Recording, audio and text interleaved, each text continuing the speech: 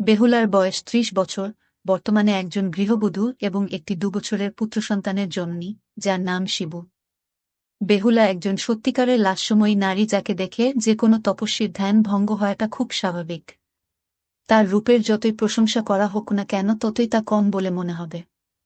সে জানে তার রূপের ঘনঘটায় যে কোনো পুরুষই মন্ত্রমুগ্ধ হয়ে নিজের সবকিছু বিলিয়ে দিতে পারে। তার রূপের বলে সে যা চায় তাই পেতে পারে, এবং তা শুধু তার স্বামীর থেকেই নয়, চাইলে মুগ্ধ হয়ে পৃথিবীর যে কোনো পুরুষই বেহুলার প্রেমে ফকির হতে হাসতে হাসতে রাজি হয়ে যাবে। বেহুলার স্বামী মৃণাল রায়, যার বয়স ৩৬ বছর, একটি বিদেশি ব্যাংকে চাকুরিরত, কিন্তু পোস্টিং কলকাতাতেই। মৃণালের কাজের নেশা মৃণালকে শারীরিকভাবে দুর্বল ও বয়সের তুলনায় অতিরিক্ত বয়স্ক করে তুলেছে, সাথে শরীরে অল্প মেদও জন্মেছে, সোজা বাংলায় যাকে অল্প বিস্তর মোটা বলে। মজিদ একজন মুসলিম চাকর, যে বাংলাদেশের চট্টগ্রাম থেকে ভারতের কলকাতা শহরে এসেছিল কাজের সন্ধানে। সে একজন খুবই লাজুক প্রকৃতির ছেলে। বয়স তার মাত্র ২০ বছর, এবং অবশ্যই সে ছিল তখন ভার্জিন, কিন্তু শারীরিকভাবে পুরো ফিট। মৃণালের বাড়িতে কমলাদি নামে একজন বয়স্ক কাজের মাসি কাজ করত। কিন্তু মেদিনীপুরের গ্রামের বাড়িতে কমলাদির স্বামী হঠাৎ খুব অসুস্থ হয়ে পড়ায় তাকে কিছুদিনের জন্য দেশের বাড়িতে যেতে হতো। কমলাদির বস্তিতেই মজিদ বাংলাদেশ থেকে এসে উঠেছিল। কমলাদির মতে মজিদ খুবই ভালো ছেলে, কিন্তু কলকাতায় এসে সে কোনো ভালো কাজ পায়নি। বস্তিতে যাদের বাড়িতে ভাড়াটিয়া হিসেবে উঠেছে সেই বাড়ির ভাড়াও সে দিতে পারছে না। তাই সে বাংলাদেশ ফিরে যাওয়ার কথা ভাবছিল। কিন্তু যে ঠিকাদার তাকে বাংলাদেশ থেকে ভারতে নিয়ে এসেছে, সে এপ্রিলের আগে বাংলাদেশে যেতে পারবে না, কারণ তার হাতে এখন অনেক কাজ। এদিকে ২০ বছরের মজিদ একা বাংলাদেশ ফিরতেও পারবে না। তাই তাকে যে কোনোভাবেই হোক মার্চ মাসটা ভারতেই কাটাতে হবে। কমলাদি মেদিনীপুর যাওয়ার আগে মজিদের কথা ও ওর সমস্যার কথা মৃণাল ও বেহুলাকে বলে। কমলাদি বলে যে দাদা ও বৌদির সমস্যা না থাকলে মজিদ একদিন কমলার জায়গায় কাজ করে দেবে। কিন্তু মজিদকে ওদের বাড়িতে ঠাঁই দিতে হবে, কারণ মজিদের এখন কোথাও থাকার জায়গা নেই। বস্তিতে বাড়ি ভাড়া দেওয়ার টাকা পর্যন্ত নেই। মজিদকে কাজের জন্য আলাদা করে মাইনে বা কোনো টাকা দিতে হবে না, শুধু থাকতে দিলে আর দুবেলা দুমুঠো খেতে দিলেই হবে। মজিদ যত তাড়াতাড়ি সম্ভব নিজের বাড়ি বাংলাদেশে ফিরতে চায়। এখানে সে নিজের মনের মতো কোনো কাজ পাচ্ছে না। তাই এপ্রিল মাসে ওর ঠিকাদারের সময় হলেই মজিদ তার সাথে বাংলাদেশ ফিরে যাবে। কমলা ওদের বলল যে এপ্রিল মাসে সেও মেদিনীপুর থেকে ফিরে আসবে। ততদিন মজিদ ওর জায়গায় বাড়িতে থেকে সব কাজ করে দেবে। আলাদা করে কোনো টাকা দিতে হবে না ২৪ ঘন্টা বাড়িতে থেকে কাজ করার জন্য। শুধু খেতে আর শুতে দিলেই হবে, তার বদলে মজিদকে দিয়ে সব কাজ তারা করিয়ে নিক। কমলাদি প্রায় অনেকদিন ধরে বাড়ির কাজ করত। যবে থেকে বেহুলা প্রেগন্যান্ট হয়েছিল তবে থেকে কমলা কাজ করে। শিবু হওয়ার পর ওর দেখাশোনাও কমলাদিই করত। কমলাদি খুব বিশ্বস্ত একজন কাজের মাসি। তাই যখন কমলাদি মজিদের ক্যারেক্টার সার্টিফিকেট ভালো দিচ্ছে, তখন মৃণাল আর বেহুলা মজিদের ধর্মকে অত গুরুত্ব না দিয়ে মজিদকে ২৪ ঘন্টার জন্য কাজে রেখে দিল। মজিদ কাজে যোগ দিয়ে ওদের সাথে ফ্ল্যাটে থাকতে লাগল আর কাজ করতে লাগল। মজিদ লাজুক স্বভাবের ছিল, বেশি কথা বলত না, চুপচাপ নিজের কাজ করত। তাই মৃণাল আর বেহুলার কোনো অভিযোগও ছিল না মজিদকে নিয়ে। তারপর হঠাৎ কলকাতায় মহামারী করোনার আগমন ঘটল। শুধু কলকাতা কেন, সারা দেশে মহামারীর প্রকোপ ছড়িয়ে পড়ল, যার ফলে ভারত সরকারকে সারা দেশব্যাপী লকডাউন ঘোষণা করতে হল। কমলাদি মেদিনীপুরের নিজের দেশের বাড়িতে আটকে পড়ল, আর মজিদ গল্ফ গ্রিনের আভিজাত্য অ্যাপার্টমেন্টের একটি ফ্ল্যাটে একটি অতৃপ্ত দম্পতির সাথে। মৃণাল আর বেহুলা তাদের ২ বছরের ছেলে শিবুর সাথে দক্ষিণ কলকাতার গল্ফ গ্রিনের একটি আভিজাত্য ও উঁচু বিলাসবহুল অ্যাপার্টমেন্টে থাকে। তাদের ফ্ল্যাটটা ১৪ তলাতে। তখন লকডাউন চলছে। মৃণাল নিজের বেডরুম থেকে বেরিয়ে ব্যালকনিতে এলো একটা সিগারেট খেতে। সেই রাতটা আর ৪-৫টা লকডাউনের রাতের মতোই ছিল। সারা শহর যেন স্তব্ধ হয়ে পড়েছিল। এই শহরকে যেন খুব অচেনা লাগছিল। মৃণাল একবার নিজের বউয়ের দিকে ফিরে তাকাল। আর সে নিজে ৩৫ বছর বয়সী একজন মেদবিশিষ্ট বাঙালি, যার অকালেই মাথায় স্বল্প টাক পড়েছে। সে ভাবল যে এখন সময় এসেছে মৃণালের সিগারেটে খাওয়া ছেড়ে দেওয়া উচিত। এমনিতেও বেহুলা তাকে অনেকবার বারণ করেছে সিগারেট না খেতে। হয়তো এই সিগারেটই তার ক্ষমতা কমিয়ে দিচ্ছে, এবং তাই সে বেহুলাকে শান্তি দিতে পারছে না, তার সাথে পাল্লা দিয়ে নিজেকে মাতিয়ে তুলতে পারছে না। তার মনে পড়ে বিবাহিত জীবনের প্রথম প্রথম দিনগুলোর কথা। তখন শিবুর জন্ম হয়নি, চাকরিতে তার প্রমোশন হয়েছিল। সেই সময় মিনাল আর বেহুলা বাড়িতে সবসময় একে অপরের সাথে মিলেমিশে থাকত। 14 তলায় ফ্ল্যাট হওয়ার কারণে প্রাইভেসি কোনো সমস্যা ছিল না। অত উঁচু ফ্ল্যাটের ব্যালকনিতে উঁকি মেরে দেখার সাহস বা ইচ্ছে কারোরই ছিল না, আর এখনও নেই। এইসব মিনাল ভাবছিল, ঠিক তখনই ও খেয়াল করল যে ব্যালকনির অপর প্রান্তের ঘরটি থেকে আলো ভেসে আসছে। মিনাল মনে মনে ভাবল, মজিদ কি এখনো জেগে আছে? মিনালের ফ্ল্যাটের ব্যালকনিটা ছিল খুব লম্বা, প্রায় গোটা ফ্ল্যাটের বাইরের দিকটাকে কভার করে নিত। তাই ব্যালকনির মধ্যে দিয়েও একটি ঘর থেকে অন্য ঘরের দিকে যাওয়া যেত। অপর প্রান্তের ঘরটাতে মিনাল তার চাকর মজিদকে থাকতে দিয়েছিল, যে সাময়িক সময়ের জন্য মিনালের বাড়িতে কাজ করতে এসেছিল। সাধারণত উঁচু জাতের হিন্দু ঘরে মুসলমানদের চাকর হিসেবে কাজে নেয় না, তা সে যতই আধুনিক বাড়ি হোক না কেন। এত রাতে মজিদের ঘরে আলো কেন জ্বলছে? তবে কি ও এখনো ঘুমোয়নি? কিন্তু কেন? কি করছে ও? মিনালের মনে কৌতূহল জাগিয়ে যেন ধোঁয়া বেরোতে শুরু করল। ও এসব কি বলছে? মিনাল মনে মনে ভাবতে লাগল। মজিদের কথা শুনের আগে মিনালের পা কাঁপতে শুরু করেছিল। সে আর এই দৃশ্য দেখতে পারছিল না, তার উপর বেশিক্ষণ দাঁড়ালে যদি মজিদ ওকে দেখে ফেলে, তাহলে ওর কিছু হবে না, কিন্তু মজিদ ওর কাছে ধরা পড়ে যাবে। তখন আর মজিদের ভেতরকার আসল মজিদকে খুঁজে পাওয়া যাবে না। সে মজিদকে আরও কাছ থেকে পর্যবেক্ষণ করতে চায়। বাড়িতে মজিদ কাজের ফাঁকে বেহুলাকে কিভাবে দেখে, কতটা খারাপ নজরে দেখে, সেসব মিনাল পরখ করতে চায়। কিন্তু সে এসব কেন করবে? কি লাভ তাতে? সেটা মিনাল নিজেও বুঝতে পারছিল না, যে কেন সে একটা পারভার্ট স্বামীর মতো আচরণ করছে। কেন এসব দেখে তার রাগ হচ্ছে না, উল্টে উত্তেজনার মাত্রা ছাড়িয়ে যাচ্ছে তার ভেতরে। মিনাল ভাবল, এসব কথা পরেও ভাবা যাবে, আগে সে তাড়াতাড়ি ওই জায়গা থেকে প্রস্থান করে নিজের ঘরে যাক। এখন মজিদের চোখের সামনে এসে গেলে তার সব আত্মবিশ্লেষণ অথই জ্বলে চলে যাবে, কারণ মজিদ যদি মিনালের সামনে ধরা পড়ে যায়, তাহলে সে পরবর্তীতে খুব সতর্ক হয়ে যাবে, এবং এরকম অপরিপক্ক ঘটনার পুনরাবৃত্তি করার মতো বোকামি সে দ্বিতীয়বার করবে না। তার ফলে মিনালের মনে মজিদকে নিয়ে ওঠা কৌতূহলের উত্তর ও পরিণতি কখনোই আসবে না। মিনাল তাড়াতাড়ি ব্যালকনি দিয়ে নিজের ঘরে ফিরে এলো। মিনাল যেন হাঁপাচ্ছিল। রাগ, ভয় ও উত্তেজনা, এই তিনটির মিশ্রণ ওর মধ্যে ক্রমাগত বয়ে চলেছিল। স্বামী হিসেবে হওয়াটাই স্বাভাবিক, তার উপর যখন এরকম কাণ্ড বাড়ির চাকর করে। ঘরে ফিরে মিনাল বিছানায় নিজের ও ঘুমন্ত স্ত্রীর পাশে এসে বসল। তার স্ত্রীকে দেখে মিনালের মনের মধ্যেকার হিংস্র জানোয়ারটা বারবার বেরিয়ে আসার চেষ্টা করছিল। কিন্তু মিনাল সেই সময়ের জন্য নিজেকে সংহত করে নিল, কারণ সে আর এখন তার স্ত্রীকে ঘুম থেকে তুলতে চায় না। সে এখন মজিদের ব্যাপারটা নিয়ে ভাবতে চায়। মিনাল মনে মনে ভাবল যে মজিদ নিশ্চয়ই আজকে ওদেরকে দেখেছে, তাই ও এতটা উত্তেজিত ছিল। এ যেন এক অন্য মজিদ। সেই লাজুক ভেজা বেড়ালের মতো মজিদ যেন জঙ্গলরাজ সিংহের রূপ ধারণ করেছিল। ভাবলেই গায়ে কাঁটা দিয়ে উঠছিল মিনালের। হঠাৎ মিনালের চোখ পড়ল ব্যালকনির দিকের জানালাটাতে। ইস! জানালাটা খোলা ছিল। মিনাল মনে মনে বলে উঠল, তাহলে তো নিশ্চয়ই আজ মজিদ সবটা দেখেছে। ছি ছি, আমি কি করে বসলাম? জানালাটা বন্ধ করতেই ভুলে গেছিলাম। তার উপর বেহুলার লাইট জ্বালিয়ে রাখার অভ্যাস। সবকিছু ক্লিয়ার দেখেছে মজিদ, কিচ্ছু বাকি রাখেনি। তার মানে ব্যালকনিতে পড়ে থাকা পিচ্ছিল পদার্থটা ওই অপদার্থ মজিদের। সেটা আবার আমি হাত দিয়ে চেক করে দেখলাম। ইস! ভাগ্যিস মজিদের কাছে কোনো ফোন নেই, না হলে ও যদি সব রেকর্ড করে নিত। এমনিতেও বেহুলা কখনো আমাকে আমাদের ক্রিয়াকলাপের কোনো মুহূর্তকেই রেকর্ড করতে দেয় না।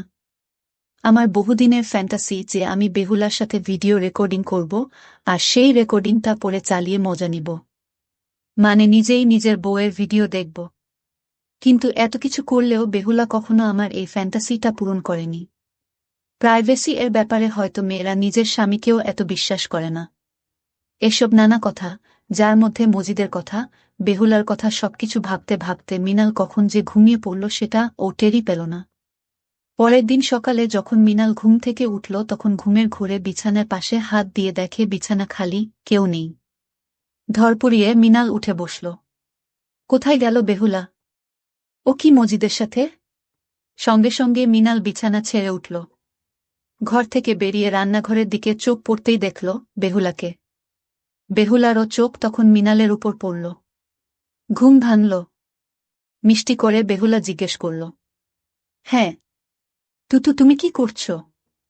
মিনাল একটু নার্ভাস হয়ে বেহুলাকে জিজ্ঞেস করল, কি আবার করব? শিবুর জন্য খাবার গরম করছি। মিনাল ভাবল যে ওর মাথাটা পুরোটাই খারাপ হয়ে গেছে।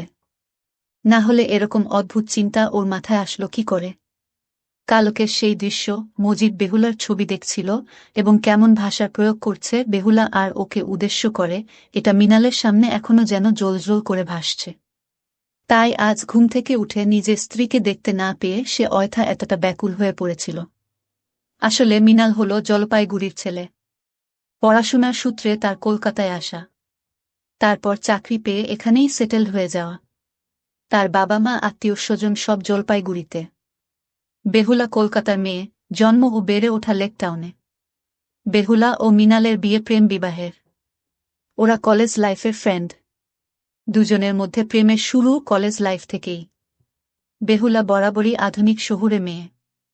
মধ্যবিত্ত বাঙালি মেয়েদের মতো শাড়ি পরিধানে তার কিঞ্চিত অনীহা আছে। কখনো কখনো অকেশনালি শাড়ি সালোয়ার কুর্তি সে পরে, বিশেষ করে কালচারাল অকেশনে। কিন্তু বেশিরভাগ সময়ে সে তার সহজাত পরিধান ওয়েস্টার্ন ড্রেসেই কমফোর্টেবল ফিল করে। এখানে মূলত বলে রাখা ভালো যে পরিধানে নারীর চরিত্র কখনো নির্ভর করে না। বেহুলা অবশ্য এসব কাপড় সংক্রান্ত রক্ষণতা নিয়ে বেশি মাথা ঘামায় না।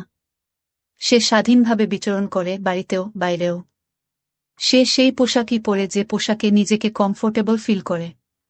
তার স্বামীরও এতে কোনো আপত্তি থাকে না। তারপর ঘুরে রান্নাঘর থেকে বেরোতে গিয়ে দেখে যে মিনাল এখনো দাঁড়িয়ে আছে। কি হলো, এখানে ঠাই দাঁড়িয়ে আছো যে? তোমাকে দেখছি। কাল রাতে দেখে মন ভরেনি? বেহুলা দুষ্টুভরা মুখ করে বলল, মানে? মিনাল চমকে গেল বেহুলার কথা শুনে। মানে আবার কি? কালকে কতদিন পর আমরা করলাম। মিনাল ভেবেছিল বেহুলা হয়তো কোনোভাবে মজিদের ব্যাপারটা জানতে পেরেছে। লকডাউনে 3 বেডরুমের ফ্ল্যাটে একটিতে বেহুলা ও মিনাল ঘুমোয়।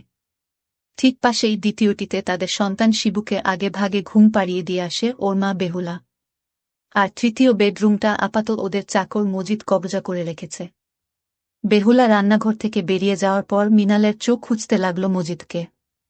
সে ডাইনিং রুমে এসে দেখে যে বেহুলার সেই ফটো ফ্রেমটা পুনরায় সেই জায়গায় রাখা আছে যেখানে ওটা রাখা থাকত। হয়তো মজিদ সকালে উঠে সেটাকে আবার ওই জায়গায় রেখে দিয়েছে, বা হয়তো কাল রাতেই নিজের কাজটা শেষ করে ওখানে আবার রেখে দিয়ে চলে গেছে। ফটো ফ্রেমটার দিকে তাকিয়ে মিনালের মধ্যে একটা অদ্ভুত অনুভূতির সঞ্চার হল। এই ছবিটা হাতে নিয়েই তো কাল মজিদ কত কি করেছে, মনে মনে আমার স্ত্রীকে। মিনাল এসব ভাবতে লাগল, আর ওর শিরায় শিরায় রোমাঞ্চকর শীতল হাওয়া বইতে লাগল।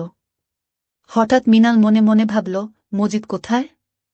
পেছনে ফিরতেই দেখে মজিদ ন্যাকড়া দিয়ে আসবাবপত্র সমেত সারা ড্রয়িং রুম পরিষ্কার করছে। মজিদ যেই দেখল বেহুলা শিবুর রুমে গেছে, অমনি মজিদ নিজের ন্যাকড়াটা কাঁধে দিয়ে শিবুর রুমে যেতে লাগল। মিনাল তাজ্জব হয়ে গেল। আপাতদৃষ্টিতে দেখলে মনে হবে যে ড্রয়িং রুমে মজিদের সাফাইয়ের কাজ শেষ হয়েছে বলেই ও শিবুর রুমে গেল সাফ সাফাই করতে। যদি মিনাল গতরাতে সেই ভয়ানক দৃশ্য না দেখত তাহলে মিনালও এরকম সরলভাবে ব্যাপারটাকে নিত। কিন্তু এখন মিনাল স্পষ্ট বুঝতে পারছে মজিদের ওই ঘরে যাওয়ার কারণ। মিনাল তেলে বেগুনে জ্বলে উঠল। মিনালও ইচ্ছা করে শিবুর ঘরে গেল মজিদের উপর নজর রাখতে। বেহুলা মিনালকে ঘরে দেখে বলল, কি গো তুমি এখানে? কফি চাই বুঝি? আমি তো এখন শিবুকে খাওয়াচ্ছি, মজিদকে বলো, ও বানিয়ে দেবে। মিনাল ভাবল এ তো মেঘ না চাইতেই জল। মজিদকে এই ঘর থেকে বার করার এটা দারুণ সুযোগ। মিনাল তাই বেহুলার প্রস্তাবটা লুফে নিল। হ্যাঁ হ্যাঁ, তাই হোক। মজিদ, যাও গিয়ে আমাদের দুজনের জন্য কফি বানিয়ে নিয়ে আসো। মিনালের অর্ডার শুনে মজিদ কিছুটা হতাশ হয়ে ঘর থেকে বেরিয়ে গেল। মিনালও তাই এবার শিবুর ঘর থেকে বেরিয়ে ড্রয়িং রুমে এসে বসল। মিনাল খানিকটা হাফ ছেড়ে বাঁচল, কিন্তু সে ভাবল এভাবে কতদিন। মজিদের যা মনোভাবের আঁচ পাচ্ছি তাতে ও বেহুলাকে কাছ থেকে দেখার একটা সুযোগও হয়তো ছাড়বে না। ওকে আটকে তাই লাভ নেই, বরং ওকে খুব কাছ থেকে পর্যবেক্ষণ করতে হবে যখন ও বেহুলার আশেপাশে থাকবে।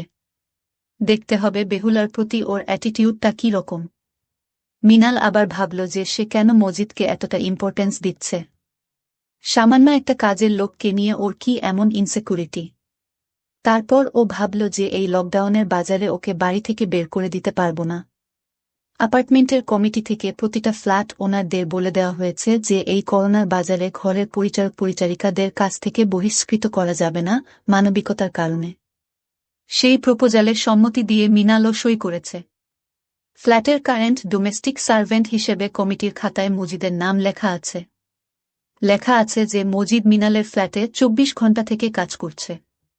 নিয়ম অনুযায়ী প্রপার কারণ না দেখালে ডোমেস্টিক সার্ভেন্টকে এই মহামারীর বাজারে কাজ থেকে ছাড়ানো যাবে না। প্রপার রিজন মানে চুরি ডাকাতি এসব না করলে এই সময় তাদেরকে কাজ থেকে বাদ দেওয়া যাবে না কোনোমতেই। যদি চুরি ডাকাতি হয় তাহলে প্রপার পুলিশে কমপ্লেন করে তাদেরকে দিয়ে সঠিক ইনভেস্টিগেশন করিয়ে তবেই কোনো কাজের লোককে বাদ দেওয়া যাবে যদি সে দোষী প্রমাণিত হয়। পরিচারক বা পরিচারিকাদের নামে মিথ্যে অভিযোগ দিয়ে তাদের কাজ থেকে বরখাস্ত করা যাবে না। যদি কেউ স্বেচ্ছায় কাজ ছাড়ে সেটা ব্যতিক্রম। তাই এখন মজিদকে মিনাল বাড়ি থেকে বের করে দিতে পারবে না।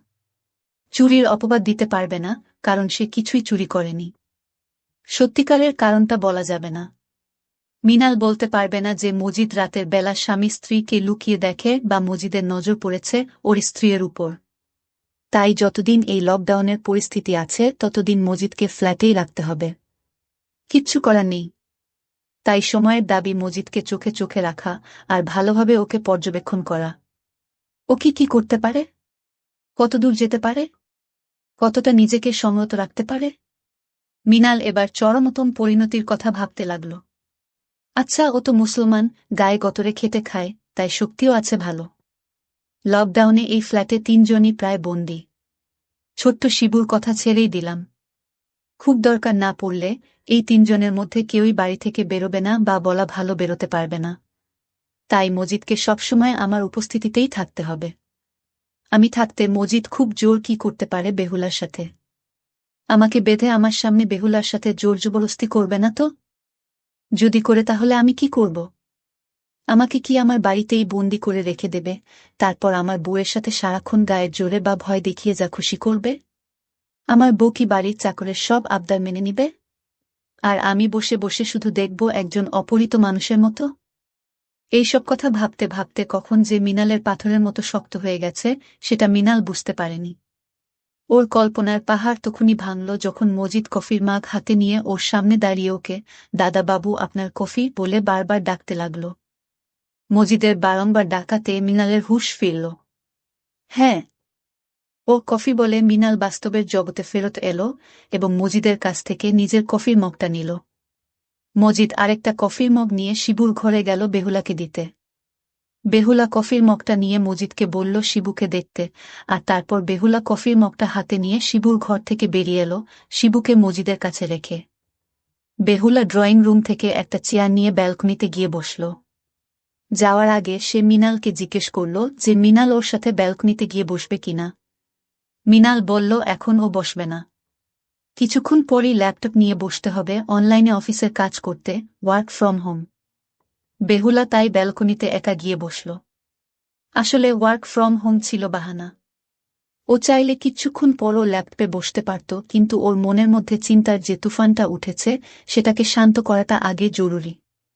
কিন্তু সবথেকে বড় প্রশ্নটা হলো যে মিনালের শক্ত হলো কেন? বেহুলার সাথে মজিদের কথা ভেবে? তবে কি এসব নোংরা কথা ভেবে ওর ভালোই লাগছে? উত্তেজনা হচ্ছে? মনে মনে কি তবে ওর কোনো সুপ্ত বাসনা রয়েছে নিজের বউকে অন্য কারোর সাথে দেখার, যা ও নিজেও এতদিন টের পায়নি? কি হবে যদি সত্যি এরকম হয়? কিভাবে ও রিয়েক্ট করবে?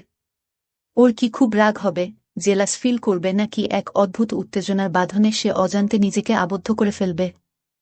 এসব কথা ভাবতে ভাবতে মিনাল খেয়াল করল যে ও আবার পাথরের মতো শক্ত হয়ে গেছে। ও অবাক হয়ে ভাবতে লাগল যে ওর সাথে এসব কি হচ্ছে। যখনই ও বেহুলার সম্পর্কে ভাবছে, যখনই ও নিজের সুন্দরী বুকে অন্যের সাথে বিছানায় কল্পনা করছে, ততবারই ওর অজান্তেই এক অদ্ভুত উত্তেজনা হচ্ছে। মিনালের হার্টবিট বেড়ে গেল এসব চিন্তা করতে করতে। সে আর কিছু চিন্তা করতে পারছিল না। ওর মাথা হ্যাং হয়ে গেছিল। সে নিজের ঘরে গিয়ে একটা জানলা খুলে দিল। জানলার পাশে ল্যাপটপ নিয়ে বসে পড়ল অফিসের কাজ করতে, সঙ্গে একটা সিগারেট ধরালো। প্রতিদিন সকালের সেই এক অফিসের মিটিং, মিনাল মনে মনে বিরক্ত হয়ে পড়ল। অনলাইনে তার শেষ কলটা সম্পূর্ণ করে মিনাল বেহুলাকে খুঁজতে নিজের ঘর থেকে বেরিয়ে এল। সে দেখল বেহুলা ড্রয়িং রুমে লম্বা সোফায় পা ছড়িয়ে বসে বই পড়ছে। পিছনে বালিশ রেখে হেলান দিয়ে সোফা অর্ধ হেলে আরাম করছে। মিনালের নজর তখন গেল বেহুলার পরিধানের দিকে। ভেজা চুল দেখে বোঝাই যাচ্ছিল যে সবেমাত্র স্নান করে উঠেছে। উপরে সে একটি গা হলুদ রঙের টি শার্ট পরেছে।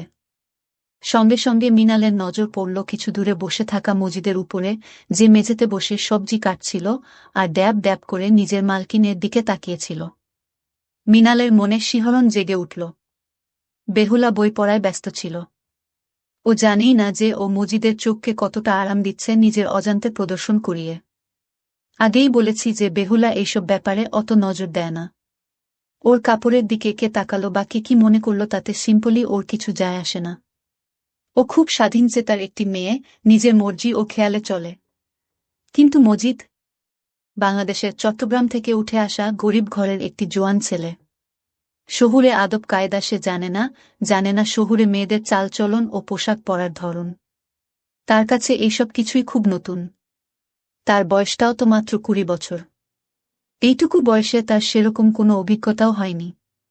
চট্টগ্রামের বাইরে সে প্রথমবার পা রেখেছে, কাজের সন্ধানে।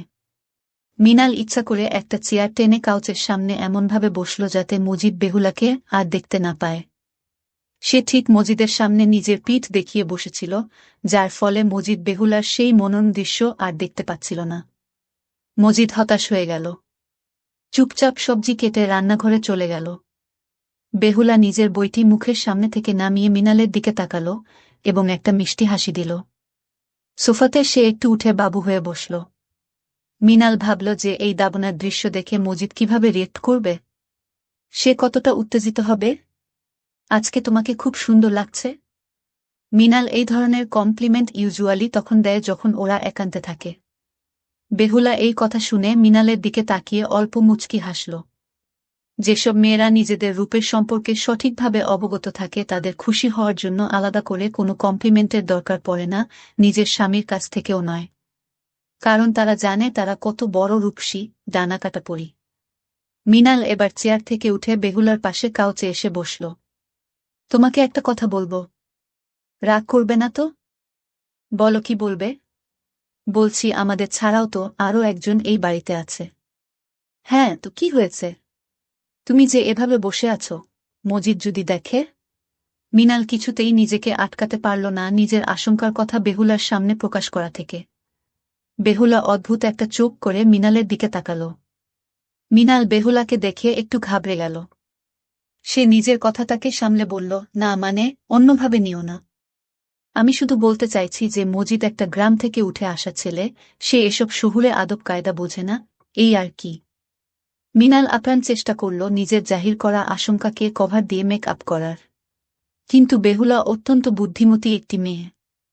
সে যা বোঝার ততক্ষণে বুঝে নিয়েছিল মিনাল আসলে কি বলতে চাইছে। বেহুলা চুপ করে কিছুক্ষণ ভাবল যে মিনালকে কি বলবে। তারপর সে হঠাৎ করে বলল, তোমাকে একটা কথা বলবো ভাবছি। মিনাল উৎসাহের সাথে বলল, হ্যাঁ বলো না।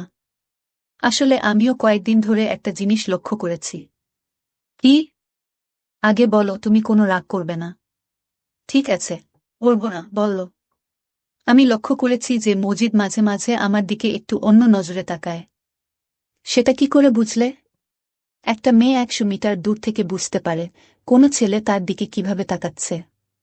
মিনাল আমতা আমতা করে বলল, তা তুমি তাও এভাবে ক্যাসুয়ালি ঘরে চলাফেরা করছো কেন? আমি কি এখন ওর জন্য ঘরে বোরখা পরে ঘুরব? বাড়িটা কার? ওর না আমাদের? তাহলে এখন উপায়? উপায় আবার কি? মানে? তোমার কিছু যায় আসে না ও তোমাকে এভাবে দেখে বলে? ওহ মিনাল, মজিদ একটি উঠতি বয়সী যুবক। তার শরীর এখন টগবগ করে ফুটছে।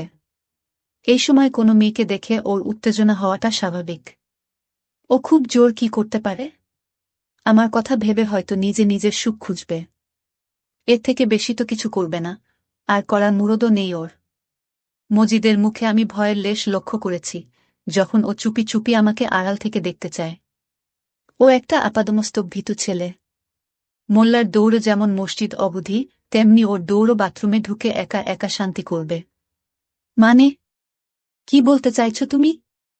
ও তোমাকে ভেবে ওগুলো তোমার কোনো অসুবিধা নেই? মনে নেই তোমার, আমরা যখন বাইরে বেরোতাম তখন কত ছেলে আমাদের দিকে শকুনির মতো তাকাত। তো তারা কি বাড়িতে গিয়ে আমার কথা ভেবে পুজো করত?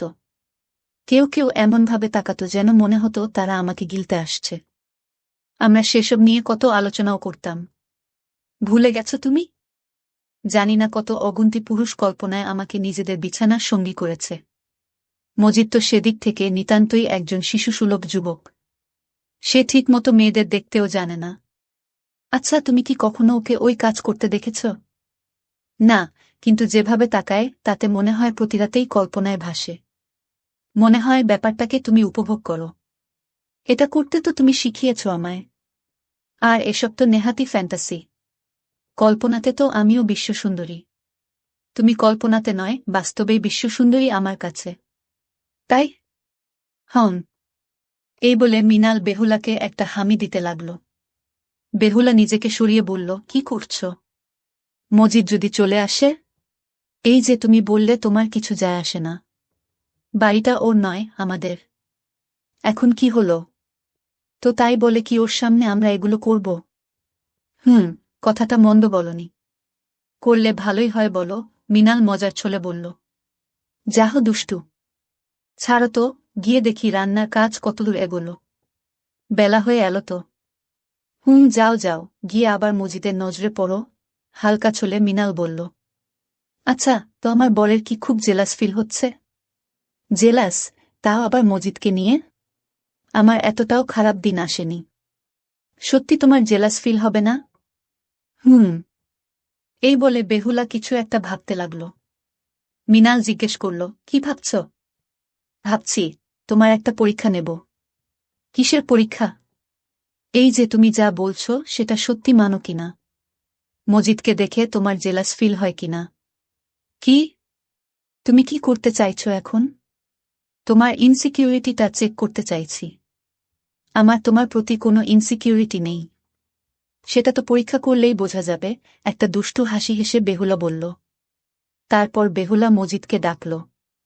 মজিদ বেহুলার ডাক শুনে মজিদ তাড়াতাড়ি রান্নাঘর থেকে এলো। বলুন বৌদি, আমাদের জন্য একটু জুস বানিয়ে আনো তো। ঠিক আছে বৌদি। বেহুলার অর্ডার পেয়ে মজিদ রান্নাঘরে চলে গেল জুস বানাতে। এখন লাঞ্চের সময়ে তুমি ওকে জুস বানাতে বললে কেন? আহ, কি হয়েছে তাতে? জুস খেতে ইচ্ছে করল তাই বললাম। তোমার মতলবটা কি বলো তো? যা হবে তা দেখতেই পাবে। একটু ধৈর্য ধরো। কিছুক্ষণ পর মজিদ জুস বানিয়ে দুটো গ্লাসে ঢেলে ট্রেতে করে নিয়ে এলো। মিনালের বিশ্বাস হচ্ছিল না, যা এতক্ষণ দেখল সেটা কি সত্যি নাকি স্বপ্ন। কিছুক্ষণ ধরে নিজের চোখে সে যা যা প্রত্যক্ষ করল তা যে কোনো বাংলার ওয়েব সিরিজের থেকে অনেক বেশি। আর সবথেকে বেশি রোমহর্ষক করে দেওয়া তথ্য হল যে এই জলজান্ত নাটকের নায়িকা আর কেউ নয়, তার 5 বছরের বিবাহিত স্ত্রী ও 2 বছরের সন্তানের জননী, বেহুলা। মিনালের মনে হল যে এই লকডাউন হয়তো বেহুলার ভেতরকে জাগিয়ে তুলেছে। শিবুর জন্মের আগে বেহুলা এরকম ছোটখাটো দুষ্টুমি করত, অবশ্যই তা মিনালের সমর্থনে। মিনালের উস্কানিতেই বেহুলা উৎসাহিত হতো। ভিড় মেট্রোতে কোনো পুরুষ ওর দিকে তাকাচ্ছে, তা দেখে নিজেকে আরও ভালোভাবে মেলে ধরা। নিজের চুলের বাঁধন খুলে মিনালের কোমর জড়িয়ে দাঁড়িয়ে থাকা। হঠাৎ বেহুলা বলল, কি গো, কোথায় হারিয়ে গেলে? কি ভাবছ এত? হ্যাঁ, ও আসলে পুরনো দিনের কিছু কথা মনে পড়ে যাচ্ছিল। কি কথা? এই যে আমরা বাইরে বেরিয়ে এরকম ছোটখাটো দুষ্টুমি করতাম। তা অনেকদিন পর এরকম অভিজ্ঞতা পেয়ে কেমন লাগলো আপনার শুনি? মোটামুটি। মানে? মানে তুমি বলছিলে না যে আমি জেলাস ফিল করব কিনা? কই, সেরকম কিছুই তো ফিল হলো না। ছাড়ো তো, তুমি এসবে অভ্যস্ত। অসভ্য লোক একটা। আমাকে দোষ দিও না। আসলে তোমারও অবস্থা মজিদেরই মতো। মোল্লার দৌড় মসজিদ অবধি। মজিদ যেমন শুধু তোমাকে ভেবে শান্তি খুঁজে নেয়, তুমিও তেমন এরকম ছোটখাটো দুষ্টুমির বেশি কিছু করতে পারবে না। মানে? তুমি কি আমাকে বলতে চাচ্ছ আমি ওকে খুশি করি? আমি ভাবছি এই লকডাউনটা আমরা খুব এনজয় করব। কোনো বাঁধন ছাড়া, নিয়ম ছাড়া। তা সেটা কিভাবে করব? দেখো, আমি যা বুঝলাম তাতে একটা জিনিস খুব পরিষ্কার যে মজিদ নিতান্তই একটা নির্ভেজাল নিষ্পাপ অবোধ ভীতু ছেলে। ওর থেকে আমাদের কোনো ভয় নেই। আমরা যদি ওর সামনে কিছু করি তাতেও ও কেবলার মতো বসে বসে শুধু দেখবে, নিজে থেকে কিচ্ছু করতে পারবে না। আর ও কাকেই বা বলবে? লকডাউন খুললেই ও ওর দেশের বাড়ি বাংলাদেশে চলে যাবে। ওখানে ও কাকে কি বলল তাতে আমাদের ছেড়ে যায়, আর ওই আবালের কথা কেউ বিশ্বাসও করবে না। তাই মজিদি মোক্ষম একজন যাকে আমরা ব্যবহার করে এই লকডাউনে আমাদের জীবনকে আরও আনন্দময় করে তুলতে পারি। এরকম সুযোগ আর বারবার আসবে না। তুমি ঠিক বলতে কি চাইছ? পরিষ্কার করে বলো তো। তুমি কি ওর সামনে আমার সাথে কিছু করতে চাইছ? অসম্ভব। এটা কখনো সম্ভব নয়। আমি এটা কখনো করতে পারবো না। আর আমি যদি বলি যে মজিদ অলরেডি আমাদেরকে দেখে নিয়েছে? কি? বেহুলা এক প্রকার চিৎকার করে উঠল এই কথা শুনে। আস্তে আস্তে তোমাকে সব বলছি। আগে লাঞ্চটা করে নিই। তারপর ঘরে বসে একান্তে নির্বিঘ্নে সব কথা খুলে বলবো। তার আগে তুমি মজিদকে দেখে কোনো রকমের ওভার রিয়েক্ট করবে না। ঠিক আছে? তুমি আগে প্লিজ বলো সবটা খুলে, না হলে খেয়েও আমার ভাত হজম হবে না। একটু ধৈর্য ধরো। এখানে বললে মজিদ যে কোনো মুহূর্তে রান্নাঘর থেকে চলে আসতে পারে। বলতে না বলতেই মজিদ রান্নাঘর থেকে চলে এলো আর জিজ্ঞেস করল যে টেবিলে খাবার দিয়ে দেবে কিনা। মিনাল হ্যাঁ বলল। তারা লাঞ্চ সেরে নিল। বেহুলা মজিদকে শিবুর ঘরে থাকতে বলল ওর দেখাশোনা করার জন্য। তারপর বেহুলা আর মিনাল নিজেদের রুমে গিয়ে বিছানার উপর আরাম করে বসল। গল্পের বাকি অংশ সামিয়া ব্লগ চ্যানেল দেওয়া আছে, দেখে নিও। আমি বয়সে বড় পুরুষদের খুব বেশি পছন্দ করতাম এবং আমার হৃদয় আমার বাবার বন্ধুর উপর আকৃষ্ট হয়েছিল যার বয়স ৩৫-৩৬ বছর। তার নাম রমেশ। তার পেশিবহুল শরীর দেখে আমার সুরসুরি লাগতে শুরু করেছিল। আমি তাকে জড়িয়ে ধরতে চাইতাম। তার শক্তিশালী বাহুর দেখে আমি নিজেকে আর ঠিক রাখতে পারছিলাম না। আমি মাত্র ১৭ বছর বয়সেই আমি আমার বাবার লাভলি ছিলাম। বাবার জীবন আমার মধ্যে গীতি ছিল। সম্ভবত এই কারণেই আমি খুব শিশুসুলভ ছিলাম। আমার বয়স ১৭ বছর হলেও আমার কাজগুলি ছোট বাচ্চাদের মতো ছিল। কিন্তু আমার জীবনে এমন একটি মোড় এলো যে সব কিছু বদলে গেল। এমন মনে হলো যেন আমার ১৭ বছর বয়স থেকে একদম ২৫ বছর বয়সী হয়েছি। কারণ আমি কাউকে পছন্দ করতে শুরু করেছি এবং সম্ভবত তার প্রেমে পড়েছিলাম। আমি আমার সময়ের আগেই বড় হয়ে উঠতে শুরু করি। আমি আমার বাবার বন্ধুর প্রেমে পড়তে শুরু করি, যার বয়স ছিল ৩৫ বছর। হয়তো এটা আমার কোমল বয়সের অনুভূতি যে আমি নিজেকে নিয়ন্ত্রণ করতে পারিনি। অথবা বলা যেতে পারে যে সে আমার প্রথম প্রেম, যদিও সে আমার চেয়ে অনেক বড়। কিন্তু আমার এই নিষ্পাপ হৃদয়ের সাথে আমি কি করতে পারি? যে তার জেদ নিয়ে বসেছিলাম। তাকে দেখার সাথে সাথে আমার হৃৎপিণ্ড দ্রুত স্পন্দিত হতে শুরু করে। আমার হৃদয়ে আওয়াজ উঠল যে এটাই সে যার সাথে আমাকে সারা জীবন কাটাতে হবে। কারণ সেই রাতে আমার আবেগ অনিয়ন্ত্রিত হয়ে গিয়েছিল। সেই রাতে আমি রমেশের থেকে আর দূরে থাকতে পারিনি। তাই আমি তাকে অজ্ঞান করে তার। আমার নাম মৌমিতা। আমার বয়স খুব কম। আমার বাবা একটি বড় ব্যবসা করতেন এবং রমেশ আঙ্কেল তার খুব ভালো বন্ধু এবং তার ব্যবসায়িক অংশীদারও ছিলেন। সে বাড়িতে প্রায় আসত। সেদিন আমার বাবা আমাকে তার সাথে পরিচয় করিয়ে দিয়েছিলেন এবং বলেছিলেন যে এটি আমার ছোট্ট পাখি, আমার মেয়ে মৌমিতা। বাবার সেই বন্ধুর ব্যক্তিত্ব দেখে আমি তো স্তব্ধ হয়ে গেলাম। কোথাও থেকে তাকে আমার বাবার বন্ধু বলে মনে হলো না। আমার বাবার বয়স ৪০-এর উপরে। আর সেই অনুযায়ী রমেশের বয়স ও আমার বাবার সাথে প্রায় একই হওয়া উচিত। কিন্তু তাকে তার বয়সের থেকে ১০ বছরের ছোট দেখাচ্ছিল। এমন পেশিবহুল শরীর ছিল যে আমি তার দিকে তাকিয়ে রইলাম। বাবা বললেন, আঙ্কেলকে হ্যালো বলো। আমি অবশ্যই হ্যালো বলেছিলাম, কিন্তু তাকে আঙ্কেল বলতে পারিনি। আসলে আমি কিছু বলতেও পারিনি। আমি শুধু তার দিকে চুপচাপ তাকিয়েছিলাম।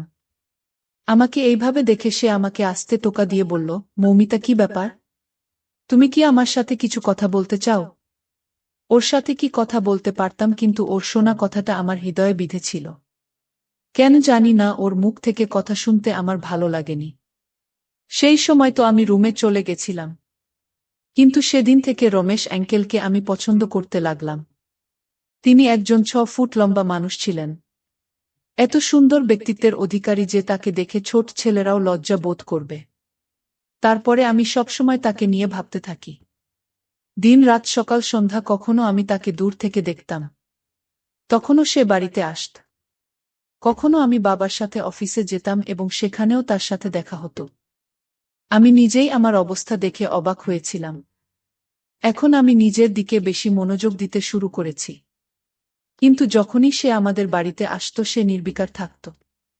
বাবার সাথে কথা বলতে ব্যস্ত থাকত, আমার দিকে তাকাত না। যদিও আমি কোনো না কোনো অজুহাতে তার কাছে যাওয়ার চেষ্টা করতাম। কিন্তু সে আমাকে আদর করে আমার পড়াশোনার কথা জিজ্ঞেস করত। আমার সাথে যেভাবে তিনি কথা বলতেন তার সেই কথা বলার স্টাইল আমার মোটেও পছন্দ হতো না।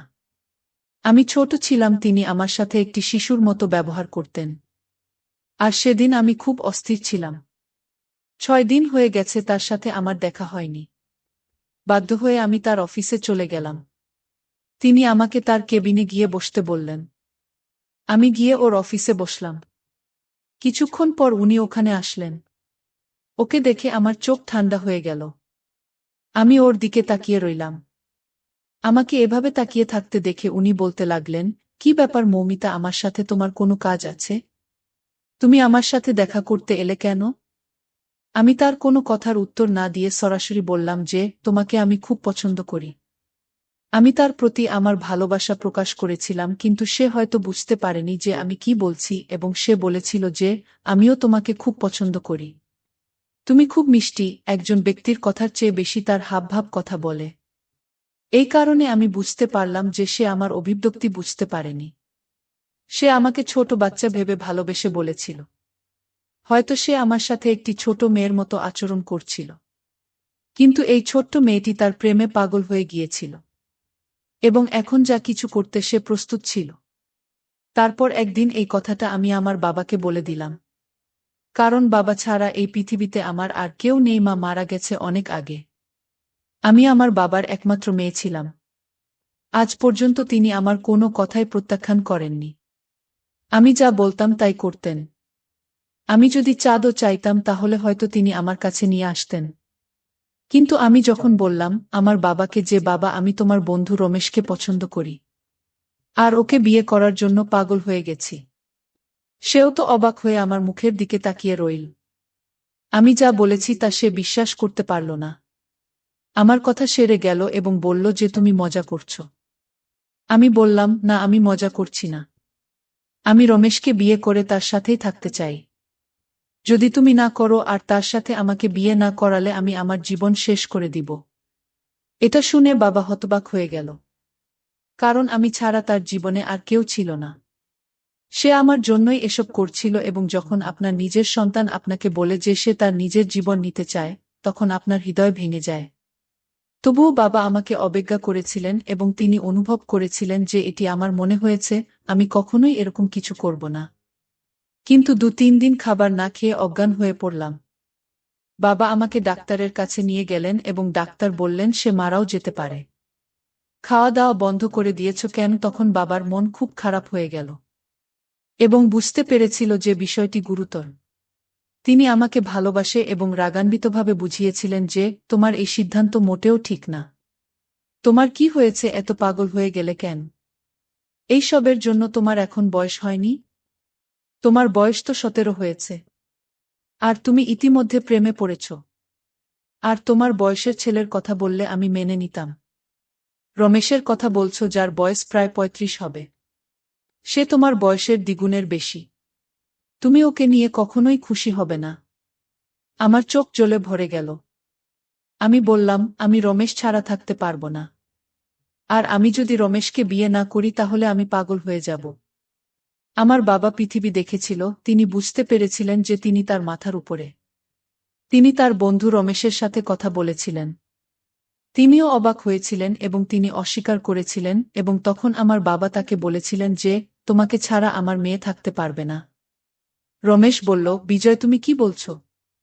সে তো একটা ছোট মেয়ে, আর আমার মেয়ে থাকলে সে তারই বয়সী হতো। আমি কিভাবে তাকে আমার স্ত্রীর জায়গা দিতে পারি?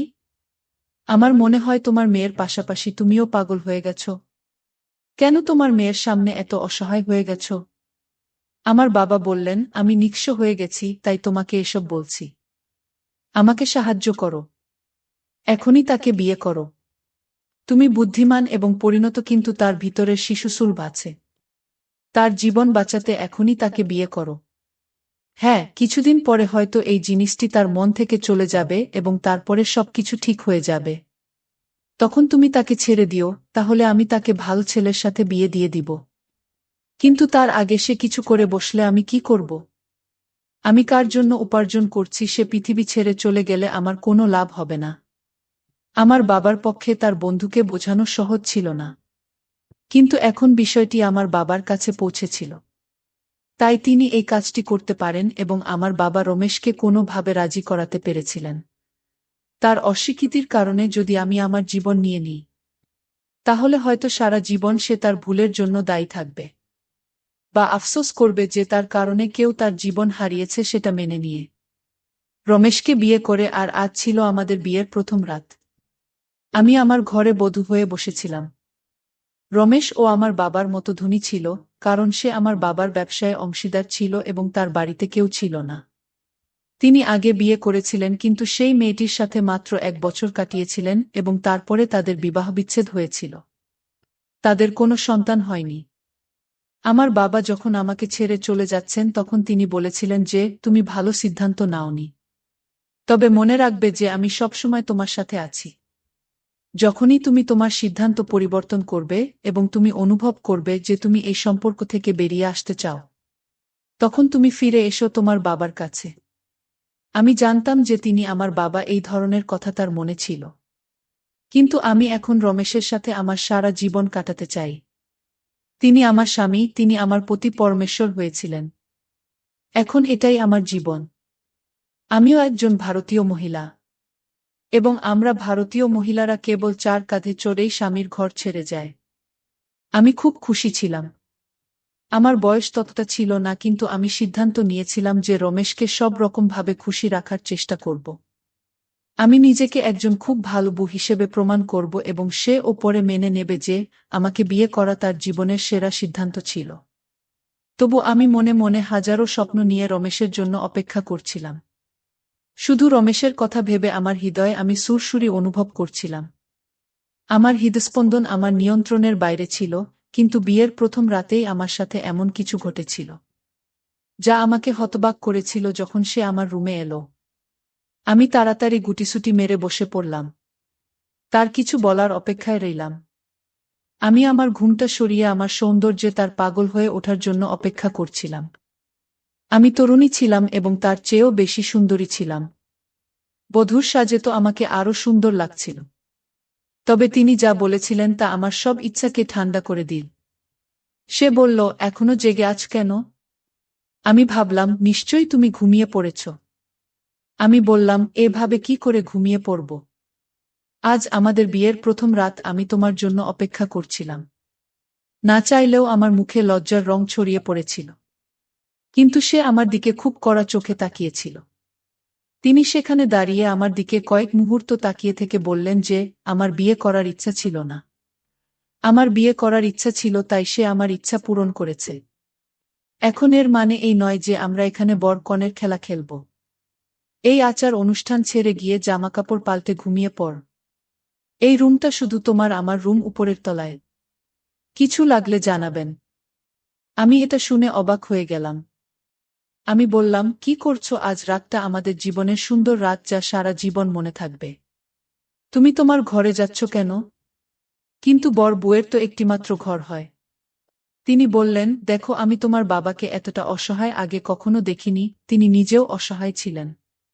তুমি তাকে বাধ্য করেছিলেন, আর সে আমাকে বাধ্য করেছিল। এসব হয়েছে বাধ্য হয়ে। আজকের রাত তাদের জন্য বিশেষ রাত। যারা সে কিছু বলতে চেয়েছিল, আমাকে কিছু বোঝাতে চেয়েছিল, কিন্তু সে বলেছিল যে তুমি এত বুদ্ধিমান হলে এইখানে বসে থাকতে না। সে আমার উত্তর না শুনে সেখান থেকে চলে গেল। তার রুম ছিল উপরে। সকালে কাজের মেয়েটি আমাকে বলল যে স্যারের উপরে তিনি আমাদেরকে আপনার জন্য নিচে একটি রুম পরিষ্কার করতে বলেছিলেন। তাই আমরা এই ঘরটি সাজিয়েছি। এমনিতেও আমরা এখনো বুঝতে পারছি না যে সাহেব কাকে বিয়ে করছেন এবং কেন আপনার রুমটি নিচে রেখেছেন। কিন্তু তিনি সাহেব বলেই আমরা তার কথা মেনে নিয়েছি। তিনি যা বলেন আমি তাই করি। এ কিভাবে আমার স্বপ্ন পূরণ হলো? এমন মনে হচ্ছে স্বপ্নগুলো আমার কাছ থেকে ছিনিয়ে নেওয়া হয়েছে। এমনকি আমার স্বপ্নগুলো আমার ছিল না। এইভাবে কিভাবে আমি আমার জীবন কাটাব? কিন্তু এখন আমি আমার বাবাকে সবকিছু বলতেও পারি না এবং তারপর কিছু জিনিস আছে যা স্বামী স্ত্রীর মধ্যে থাকাই ভালো। তাই আমি তাকে কিছু বলিনি এবং এটা প্রকাশ করেছি যে আমি এখানে খুব খুশি। তিনিও খুশি হলেন। কিন্তু আসলে আমাদের বাড়িতে এই যে বিষয়গুলো চলছিল, আমি ভাবলাম এটা কিভাবে ঠিক হবে। আমার এক বান্ধবী ছিল যে আগে থেকেই বিবাহিত। আমি যখন তাকে এই সব বললাম সে বলল, আরে তোমাকে এখন আমাকে সব কিছু বোঝাতে হবে। তুমি এক কাজ করো, তোমার বয়সের চেয়ে একটু বড় দেখাতে চেষ্টা করো, শ্যুট করবে না। তুমি যদি তোমার স্বামীর সামনে শাড়ি পরে যাও, তবে তিনি তোমাকে দেখে খুশি হবেন এবং তার সাথে সঠিকভাবে কথা বলবে। চুলের খোপা বানাও, সে তোমাকে একটা ছোট মেয়ে ভাবছে। সেই জন্যই সে এমন করেছে। কিন্তু তোমাকে তাকে এটা বোঝাতে হবে। তুমি অতটা ছোট নয়। সে যা বলেছিল তার মধ্যে একটি বিষয় ছিল, সে ঠিক বলেছিল যে এমন কখনো কখনো স্ত্রী যদি যুবতী হয় এবং স্বামী যদি বয়স্ক হয় তখন তিনি তার স্ত্রীকে সুন্দর দেখানোর জন্য চুলে রং করেন। একইভাবে আমার স্বামী আমার চেয়ে বয়সে বড় এবং আমি তরুণ ছিলাম। তাই আমাকে একটু বয়স্ক দেখাতে আমার চেহারা পরিবর্তন করা দরকার। আমি আমার বন্ধুর পরামর্শে রাজি হয়ে কেনাকাটা করতে চলে গেলাম। সুন্দর সুন্দর শাড়ি কিনে আনলাম। সন্ধ্যার খাবার তৈরি করে আমার স্বামীর জন্য অপেক্ষা করতে লাগলাম। তার বাড়ি ফিরে আসাতে আমার মুখে হাসি ফুটে উঠল। আমি বললাম, শোন, খাবার রেডি, তুমি হাত মুখ ধুয়ে এসো। আমার এই কথাতে যখন সে আমার দিকে তাকাল তখন তার মুখে অদ্ভুত রং দেখা যাচ্ছিল। পকেট থেকে একটা চকলেট বের করে আমার হাতে রাখল। এবার সেও হাসতে লাগল। তিনি বললেন, বড় কথা বললেই কেউ বড় হয় না। তুমি অনেক বড় বড় কথা বলো, এখন তুমি এমন অভিনয় শুরু করেছ। কিন্তু ভুলে যেও না যে তুমি এখনো আমার কাছে ছোট্ট মেয়ে। সেই চকলেটটা দেখে আমার কান্না পেয়ে গেল। আমি ফুপিয়ে ফুপিয়ে কাঁদতে লাগলাম। আমি আমার রুমে এসে দ্রুত আমার খোপা খুললাম এবং আমার শাড়ি পরিবর্তন করে আমি আয়নায় নিজেকে দেখতে লাগলাম। এবং ভাবতে লাগলাম, কাউকে ভালোবাসা কি এত বড় পাপ? লোকে বলে ভালোবাসার কোনো বয়স হয় না, তাহলে কি অপরাধ করলাম যে এই লোকটা আমার সাথে এমন করছে? আর এখন কাউকে বলতেও পারছি না। আমি খুব খারাপভাবে ফেঁসে গেছি। আমাকে কিছু করতে হবে। একদিন তো সীমা পার হয়ে গেল, সে ফোনে কারো সাথে কথা বলছিল এবং আমার সম্পর্কের কথা বলছিল। এটাও বলেছিল যে সে একটি ছোট্ট মেয়ে, তার কাজও তেমন এবং তার বুদ্ধিমত্তাও তেমন। আমি কিভাবে ওকে আমার স্ত্রীর জায়গা দিতে পারি? বিজয় আমাকে জোর করছে। না হলে ওর মেয়েকে বিয়ে করতাম না। ব্যাপারটা ওর মনে থেকে যেত এবং সে আমার সাথে বিজনেস পার্টনার শেষ করে দিত। জানো তো, আমরা একটি নতুন কারখানা করতে চাই। এখন আমরা একটি কারখানা নিয়ে বসে থাকতে পারবো না। তাই বাধ্য হয়ে আমাকে এসব করতে হয়েছিল। নইলে ভাবো, বিয়ে এমন একটি জিনিস যা তামাশা নয়। তার মানে সেইসব করছে বাধ্য হয়ে, না হয় নিজের মতলবে। তিনি আমার বাবার সাথে একটি নতুন ব্যবসা শুরু করতে চেয়েছিলেন। তাই তিনি এসব বলছেন এবং তার জন্য আমি তার জীবনে একটি বাধ্যতা ছিলাম। বলা হয় যে আপনি যাকে ভালোবাসেন তাকে আপনি খারাপ কথা বলতে শুনলেও আপনার ভালোবাসা শেষ হয় না। আমার ভালোবাসাও তখনও শেষ হয়নি। কিন্তু ভালোবাসার চোখ অবশ্যই খুলেছিল। তার মানে এটা যে এই লোকটা যেমনটা দেখায় যে তেমনটা মোটেও নয়। সে আমার বাবাকে বলল, আমি তোমার একটা বড় উপকার করেছি। আমি তোমার মেয়েকে বিয়ে করেছি তার জীবন বাঁচানোর জন্য। না হলে তুমি বলেছিলে যে সে নিজেই কিছু করে বসবে, কিন্তু দেখো এটা আমার জন্য খুব মুশকিল। কিন্তু আমার বাবা বলল যে আমি সারা জীবন তোমার উপকারের কথা ভুলব না। এর মানে এই যে তিনি আমার বাবাকে নিচু দেখিয়ে তার প্রতি নিজের অনুগ্রহের ভার চাপিয়ে তার যে কোনো ইচ্ছায় তাকে রাজি করাতে চেয়েছিলেন এবং আমি কিছুদিনের মধ্যে জানতে পারলাম যে এই নতুন ব্যবসায় তিনি নিজেকে 70% অংশীদার বানিয়েছেন এবং আমার বাবা মাত্র 30% পেয়েছেন। এই বলে, এখন আমি তোমার জামাই, এটা একটা পারিবারিক ব্যাপার। আমি তখনও রমেশের প্রেমে পড়েছিলাম, কিন্তু এখন হয়তো আমার ভালোবাসার একটা সিদ্ধান্ত নেওয়ার দরকার ছিল আর আমি সেই সিদ্ধান্তই নিয়েছিলাম। সেই সিদ্ধান্তটা এমন ছিল যে আমি যদি এখন আপনাদের সবাইকে বলি আপনারা সবাই অবাক হয়ে যাবেন, কিন্তু যে কথাটা আমার মনে এসেছিল এটা এমনই ছিল। একদিন আমি গিয়ে তার সামনে বসলাম এবং জিজ্ঞাসা করলাম, আপনি আমাকে আপনার স্ত্রী হিসাবে গ্রহণ করতে প্রস্তুত কিনা? তিনি একজন ব্যবসায়ীও ছিলেন এবং তিনি বুঝতে পেরেছিলেন যে আমার স্টাইলটি ও ব্যবসার মতো। সে বলল, তার উত্তর কি আমি দেওয়ালে লিখে দেব? তুমি জানো না কি সেটা যাও খেলো, আর তুমি যা নিয়ে খেলতে চাও সেটা আমার জীবন হতে পারে না। আমি বললাম, আমি তোমাকে একটি সুযোগ দিতে চাই। তিনি বললেন, সুযোগ দেওয়ার মানে কি? আমাদের মধ্যে জোর জবরদস্তি ছাড়া আর কিছুই নেই। কিছু হবে না, কোনো দিন হতে পারে না। দেখো, তুমি মোটেও আমার টাইপের নন এবং তুমি অনেক ছোট। তুমি কি মনে করো যে তুমি যদি কাউকে ভালোবাসো তার মানে এটি তার জন্য প্রযোজ্য? তাতেও তোমাকে ভালোবাসতে হবে এটা কোথায় লেখা আছে? এটা হয় না। তুমি তোমার বাবাকে ব্ল্যাকমেল করছিলেন এবং সে আমাকে ব্ল্যাকমেল করছিল। আর এভাবেই তুমি আমার জীবনে এসেছ। কিন্তু তুমি কখনোই জিততে পারবে না। আমি তোমাকে কখনোই আমার স্ত্রী হিসেবে গ্রহণ করব না এবং আমি তোমাকে বলবো তোমার মনের মধ্যে এমন কিছু না আনতে। কারণ আমি তোমার মতো অনেক মেয়েকে দেখেছি। আমি যাকে চাই তার সাথে থাকতে পারি। হ্যাঁ, আমি যেতে পারি। তোমার কি মনে হয় আমার জীবনে মেয়েদের অভাব আছে? এমন করা কথা শুনে আমার মনটা কান্নায় ভরে গেল, চোখ দিয়ে জল পড়তে লাগল। হয়তো আমার ভালোবাসা দুর্বল, আমার ভালোবাসার শক্তি থাকলে আজ তুমি আমার হতে। তিনি বললেন, তুমি নিশ্চয়ই কোনো বাজে বই বা উপন্যাস এইসব পড়েছ যা তোমার মাথায় গেঁথে গেছে। কিন্তু বাস্তব জীবনে এমন না। আমার আর তোমার বয়সের ফারাক বুঝে বাবার বাড়ি যাওয়ার প্রস্তুতি নিয়েও না হলে সারাটা জীবন এই বাড়িতেই কাটবে। তুমি এখনো তরুণী, তোমার জীবন নষ্ট করো না। সেই রাতে আমি অনেক কেঁদেছিলাম। এমনভাবে কেঁদেছিলাম যেন আমি শেষবারের মতো কাঁদছি এবং এরপরে আমার চোখে এক ফোঁটা অশ্রু থাকবে না। আমার মনটা খুব কষ্ট পেয়েছিল। সকাল থেকে রাত হয়ে গেছে, আমি রমেশকে দেখিনি। কোথায় ছিল সে আমি জানি না। কিছুক্ষণ পর চাকর এসে আমাকে বলল যে তার খুব খারাপভাবে অ্যাক্সিডেন্ট হয়েছে এবং সে হাসপাতালে আছে। আমার হৃদয় থমকে গেল। আমি সাথে সাথে দৌড়ে হাসপাতালে গিয়ে ডাক্তারের কাছে গেলাম। তিনি বললেন যে তার অবস্থা খুব খারাপ।